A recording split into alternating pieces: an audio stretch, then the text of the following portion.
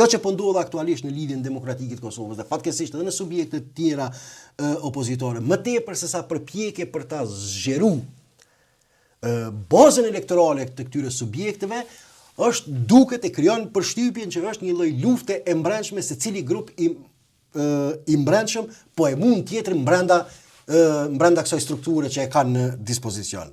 Dhe që po verifikohet se të njëjtat nën leadershipin çfarë janë drejtuar, nuk e kanë pasur qëllim si ta luftojnë zotin Kurti, por si ti luftojnë brenda tyre ata që e luftojnë zotin Kurti. Dhe kjo po verifikohet katërcipërisht. Personat që më shumë ti e kanë luftuar. S'ka asnjë arsyetim, as profesional. Ta përfundoj punktën vetëm. S'ka asnjë arsyetim profesional, as parimor, as politik.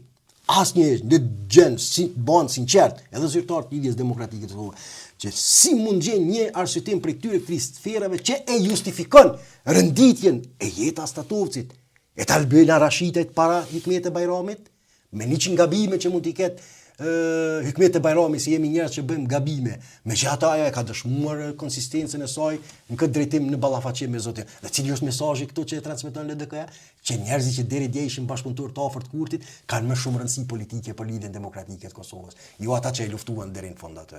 Dhe kjo mund t'jak mirët elektoralisht i subjekti politik. Edhe tash kjo është përpjekje veç për ta fuqizuar klanin e Vjosa Osmanit.